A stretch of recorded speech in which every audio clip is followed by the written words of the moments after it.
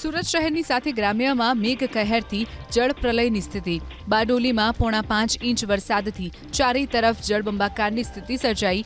Drone કેમેરામાં કેદ બારડોલીના આકાશી દ્રશ્યો જરા જુઓ।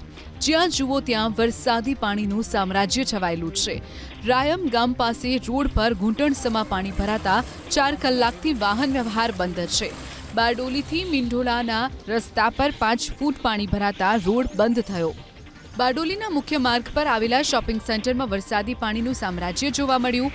રવિરાજ કોમ્પ્લેક્સની 30થી વધુ દુકાનોમાં વરસાદી પાણી ફરી વળ્યા। વરસાદી પાણી ફરી વળતા દુકાનદારોનો માલસામાન પલળી જતા નુકસાની ભોગવવાનો વારો આવ્યો। તો ડીએમ નગર તો જાણે તળાવમાં ફેરવાયું હોય તેવા દ્રશ્યો સર્જાયા। ડીએમ નગરમાં આવેલા 57 જેટલા ઘરો વરસાદી પાણીમાં ડૂબી ગયા। ઘરમાં વરસાદી પાણી ફરી વળતા સ્થાનિકોને હિજરત કરવાની ફરજ પડી।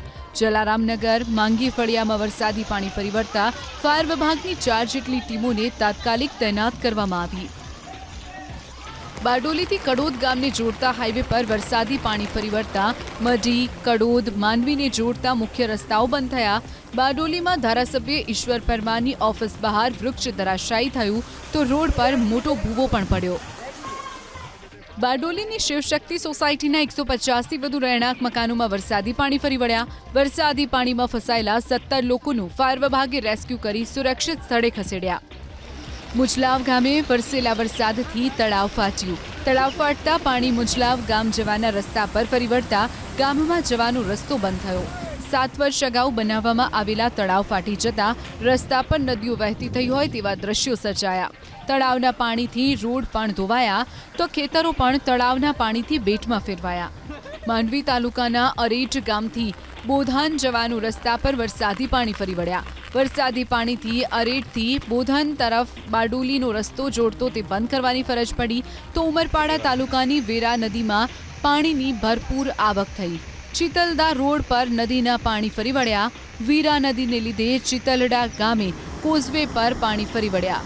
કોઝવે પર પાણી ફરી વળતા વાહન વ્યવહાર બંધ કરવો પડ્યો તો જરપણ ગામે પણ આવેલ લો લેવલ કોઝવે પાણીમાં ગરકાવ થયો। ઓલપાડ તાલુકામાં વરસેલા વરસાદથી અટોદરા 4 રસ્તાથી સુરત જતા રસ્તા પર ઢીંચણસમા પાણી ભરાયા। પલસાણાનું કારેલી ગામ તો જાણે બેટમાં ફેરવાયું હોય તેવા દ્રશ્યો સર્જાયા। રુદ્રાક્ષ રેસિડેન્સી રાહી રેસિડેન્સી સ્વસ્તિક રેસિડેન્સી સહિતની સોસાયટીઓના ઘરોમાં 2-2 ફૂટ સુધીના પાણી ભરાયા।